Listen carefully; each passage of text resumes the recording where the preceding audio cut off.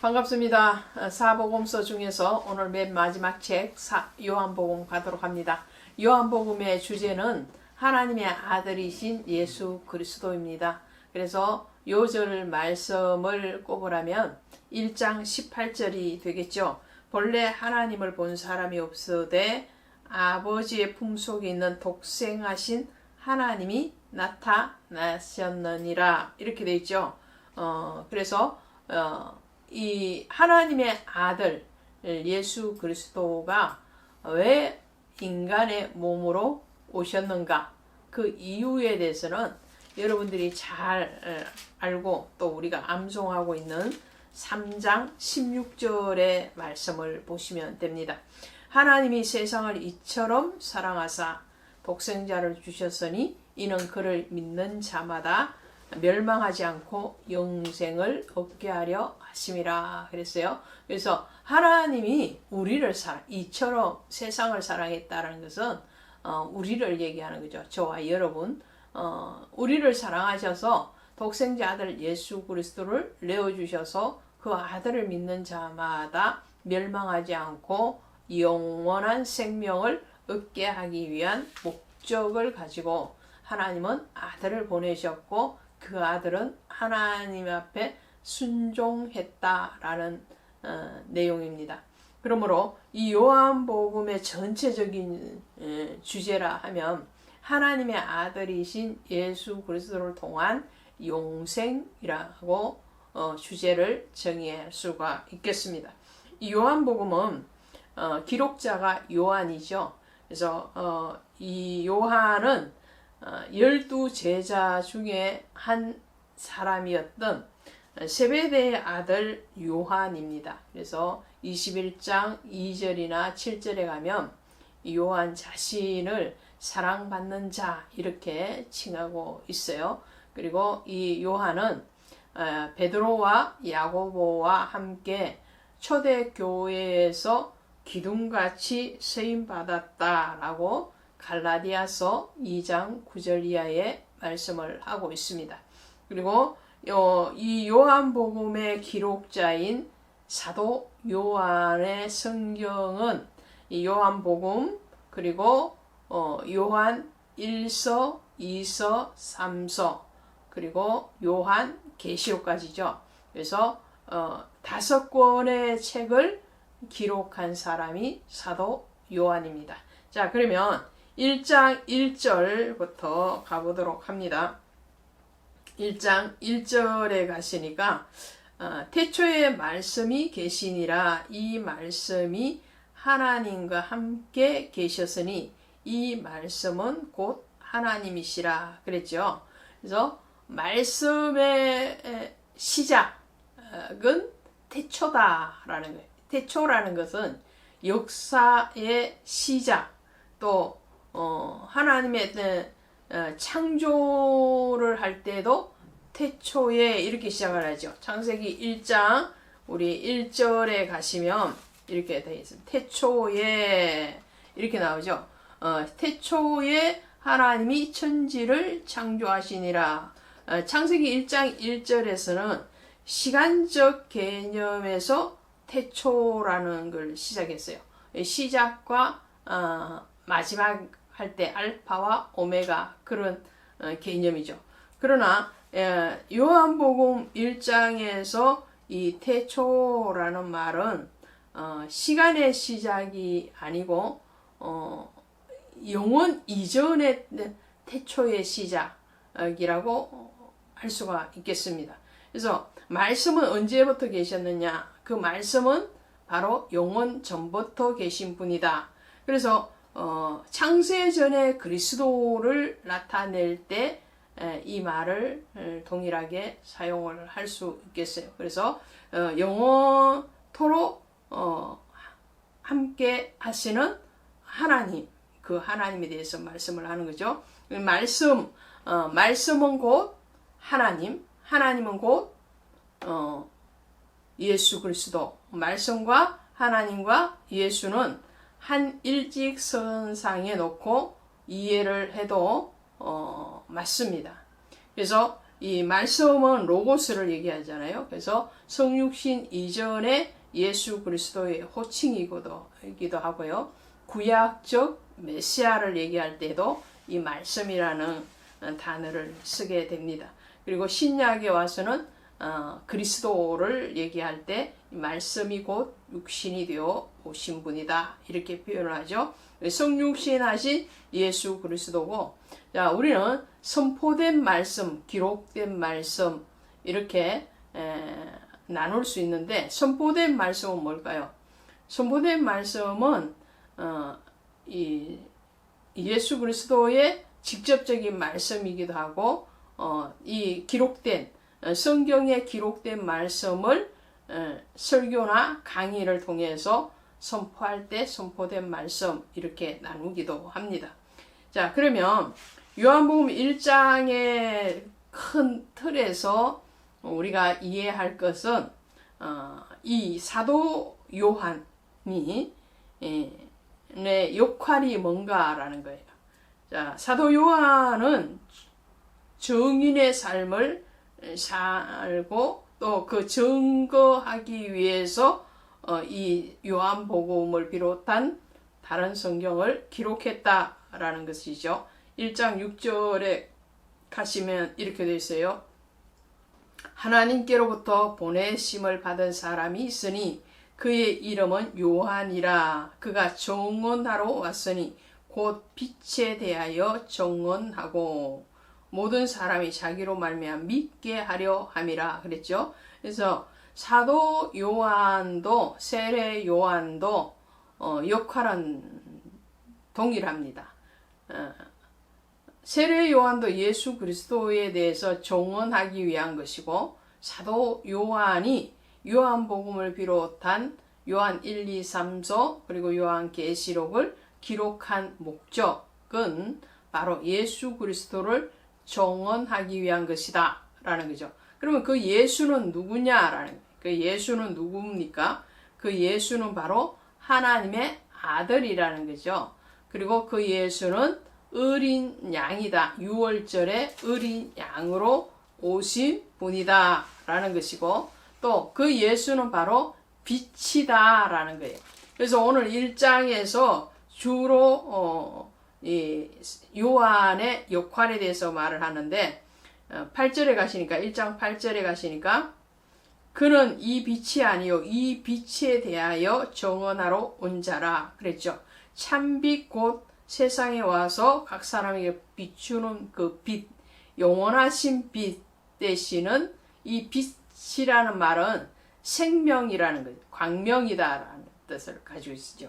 그래서 해방, 죄에서 자유함을 주는 그 해방의 메시아로 오신 분이 바로 예수님이시다. 이것이 요한의 정언이라는 것이죠. 그래서 빛으로 오신, 생명으로 오신 예수에 대해서 정언하는 것이 요한의 사역이기도 하고, 또 오늘 저와 여러분의 사역이기도 하고 모든 교회의 사역이기도 합니다. 그리고 어린 양이신 예수 그리스도에 대해서 29절부터 다시 말을 합니다. 29절에 보시니까 이튿날 요한이 예수께서 자기에게 나오심을 보고 이르되 보라 세상 죄를 지고 가는 하나님의 어린 양이로다 그랬죠. 이 어린 양을 정언하는 세례 요한의 사역에 대해서 지금 한 번 더 우리가 기억을 해야 되겠죠. 그래서 31절에 가시니까 내가 와서 물로 세례를 베푸는 것은 그를 이스라엘에 나타내려 함이니라. 그러니까 세례 요한이나 사도 요한이나 오늘날 모든 성도의 역할은 우리가 구원받고 또 구원의 주가 되신 그 예수 그리스도를 정언하는 사역이다 라는 것을 기억하시기를 바랍니다. 자, 그리고 마지막으로 이 요한복음 1장에서 나타나는 예수 그리스도는 전능하신 하나님이세요.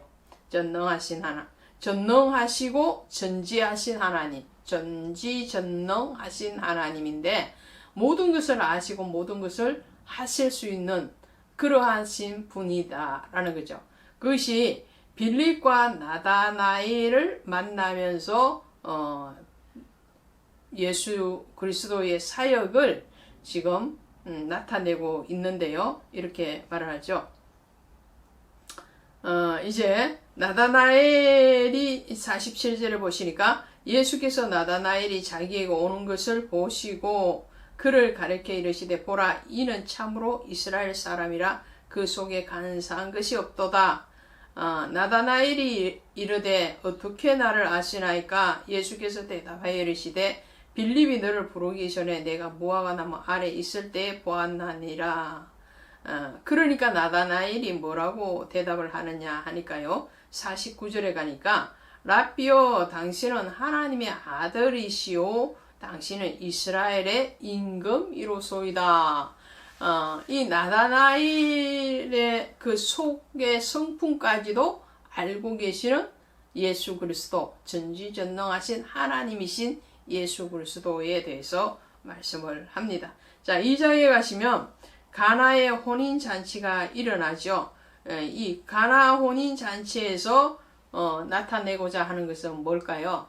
그래서 물이 변하여 포도주가 되는 것처럼 우리의 심령이 예수 그리스도를 만나면 변화가 일어나는 거예요. 질 좋은 포도주처럼 오늘 우리는 점점점 더 성숙해져 가고 또 그리스도의 성품을 닮아가는 사람으로 변화되어질 것이다 라는 것을 가나 혼인잔치를 통해서 말을 합니다. 그럼 변화가 일어나기 위해서는 이 하인들이 돌 항아리 아구까지 물을 채우고 그리고 그 물을 떠서 연회장에게 갖다 주라는 주님의 말씀에 순종했던 것처럼 오늘 우리가 그리스도의 성품으로 질 좋은 포도주와 같이 변화되어지기 위해서는 그분의 말씀에 대한 순종이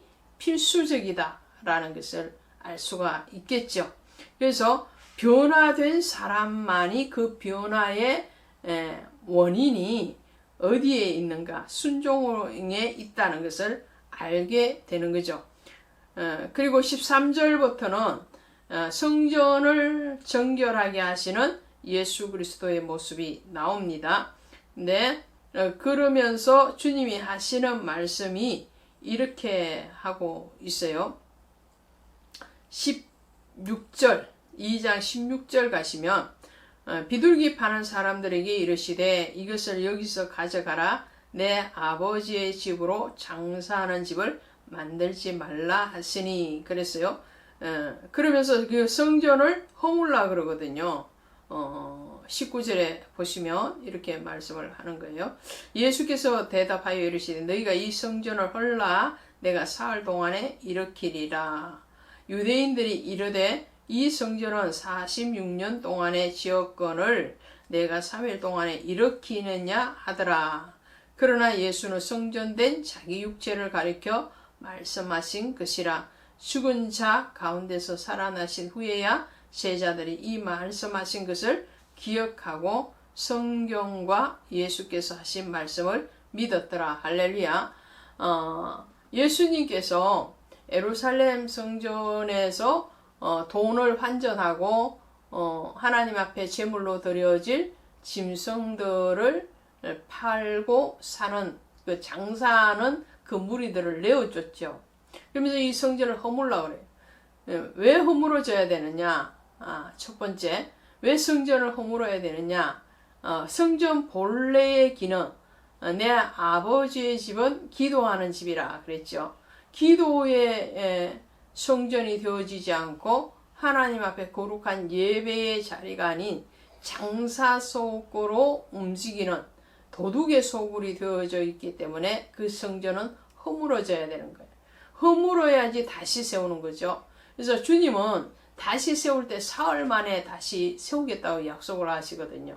그 성전은 보이는 헤롯 성전이나 예루살렘 성전을 얘기하는 것이 아니죠. 그 성전은 예수 그리스도께서 우리의 모든 죄와 허물을 대속하시기 위해서 십자가의 죽임을 당하시고 사흘 만에 다시 부활하시는 새 성전을 얘기하는 겁니다. 그리스도 예수의 성전, 그리고 그 예수의 성전됨에 대한 인식과 그리고 믿음으로 받아들인 성도들 안에 내주되어지는 너희가 하나님의 거룩한 성령의 전인지 알지 못하느냐. 그 성령의 전, 성령께서 거룩한 영이 거주하는 그 성전을 세우겠다. 그 성전 세우는 것은 뭐라고요? 하나님의 아들이시오 우리의 죄를 대속하시고 죽으셨다가 부활하신 예수를 믿는 그 심령의 성전, 또 믿음의 고백으로 세워진 성전을 세우겠다라는 말씀을 하시는 거지요. 자, 3장에 가시면 예수님과 니고데모의 대화를 통해서 우리가 알 수 있는 것이 무엇일까요?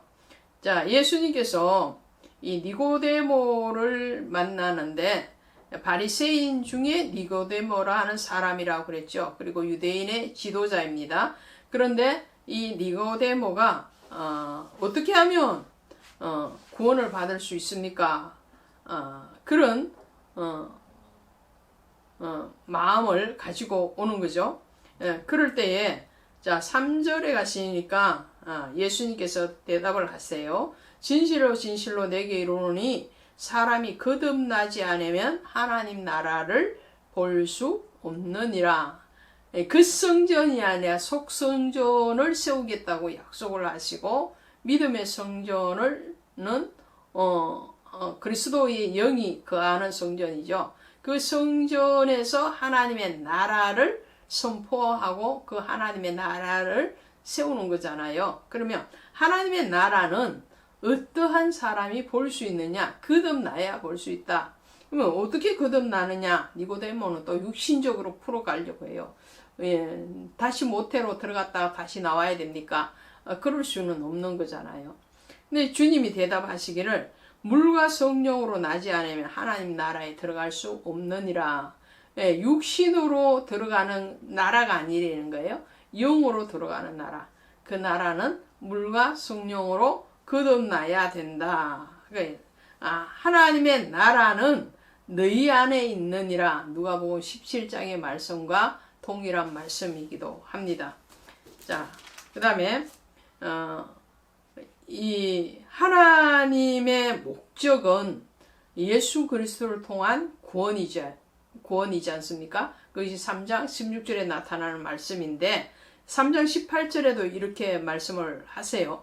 그를 믿는 자는 심판을 받지 아니하는 것이요 믿지 아니하는 자는 하나님의 독생자의 이름을 믿지 아니하므로 벌써 심판을 받았느니라.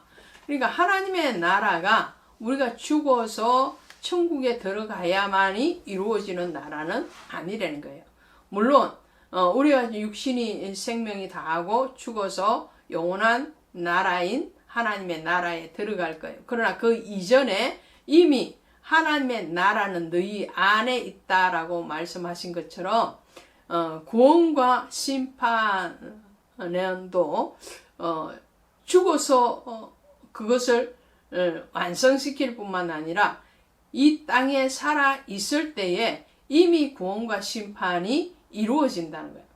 그 구원이라는 것은 예수 그리스도를 믿는 자는 심판이 아닌 구원이고 믿지 아니한 자는 믿지 아니함으로 이미 심판을 받았다, 버림을 받았다라는 말씀이잖아요. 그러니까 믿음의 그 시간은 죽어서 일어나는 것이 아니고 지금 살아 있을 때 지금 현재예요. 현재 믿어야 되는 거예요. 현재. 그것을 꼭 기억하시기를 바랍니다. 4장에 가시면 사마리아 여인과의 대화가 나오죠. 사마리아 여인과의 대화에서 중요한 것은 4장 23절이죠. 4장 23절 가시니까 아버지께 참되게 예배하는 자들은 영과 진리로 예배할 때가 오나니 곧 이때라. 아버지께서는 자기에게 이렇게 예배하는 자들을 찾으시니라. 하나님은 영이시니 예배하는 자가 영과 진리로 예배할지니라. 할렐루야. 성령과 진리, 진리는 말씀을 얘기하죠. 성령의 지도함을 받고 성령의 감동함을 따라서 말씀 안에서 드려지는 산제사, 거룩한 예배자를 하나님은 찾으시고 받으시겠다라는 말씀을 합니다. 그리고 이제 34절, 4장 34절 가시면 예수께서 이르시되 나의 양식은 나를 보내신 이의 뜻을 행하며 그의 일을 온전히 이루는 것이다. 예수님의 뜻은 뭐예요? 예수님의 뜻은 하나님의 뜻과 동일한 거예요. 예수님은 자신의 일을 하러 오신 것이 아니라 아버지의 일을 하러 오셨다고 그랬죠. 그 아버지의 일은 바로 구원이라는 것을 말씀을 하고 있습니다. 자, 그 구원의 사역을 이제 환자들을 치유하고 그리고 그들의 모든 병을 통해서 육신의 질병의 치유뿐만 아니라 영적인 치유, 회복, 구원에 대한 약속을 하고 있는 것이 4장 이후에 계속 나옵니다. 5장에 가시면 오래된 병자를 치유하죠. 이 오래된 병자가 어디에 있습니까? 예루살렘 성전 앞에 있는 거죠. 자, 5장 2절에 가시니까 예루살렘에 있는 양문 곁에 히브리 말로 베데스다라 하는 못이 있는데 거기 행각 다섯이 있고 그랬어요. 이 베데스다라는 이 자비의 송 이런 뜻인데요. 긍휼의 성, 자비의 성, 이 자비의 집 이런 뜻을 가지고 있는데 여기에 38년 된 환자가 누워 있는 거예요. 이 38년 된 환자 그리고 행각 다섯 이렇게 나와요. 행각 다섯. 이 행각 다섯을 뜻하는 것은 모세 오경입니다. 그러니까 이 모세 오경으로는 구원을 받을 수 없음에 대해서 얘기해요. 율법으로는 구원을 받을 수가 없다라는 말을 하고 있는 거예요. 자, 이 38, 38년, 그죠? 5장 5절에 나오죠. 거기 38회 된 병자가 있더라. 이 38년은 무슨 시간인가요? 하나님 앞에 불순종해서 이스라엘 백성들이 광야 38년 시내산에 머무는 시간이 1년 넘는 시간이기 때문에 시내산에 도착해서 그리고 그 율법을 받고 민수기에서 시내산을 출발해서 떠나기까지 1년 6개월 정도를 잡거든요. 그런 것을 감안하면 광야 행진한 시간을 38년으로 봐도 무방하죠. 그러면 38년 동안 광야를 헤맸던 이유는 하나님의 말씀에 대한 불순종, 믿음이 없음에 대한 징계였거든요. 그러면 이 38년 된 환자는 모세 율법으로 구원을 받고자 헤매는 그러한 유대인들을 상징을 합니다. 그러나 율법으로는 구원을 받을 수가 없고 그리스도 예수의 말씀에 순종되어졌을 때에 구원을 받을 수 있다라는 내용이 이 5장의 내용입니다. 그래서 예수님이 자리를 들고 일어나 걸어가라 그러니까 걸어가잖아요. 걸어갈 때 다 치유가 일어났거든요.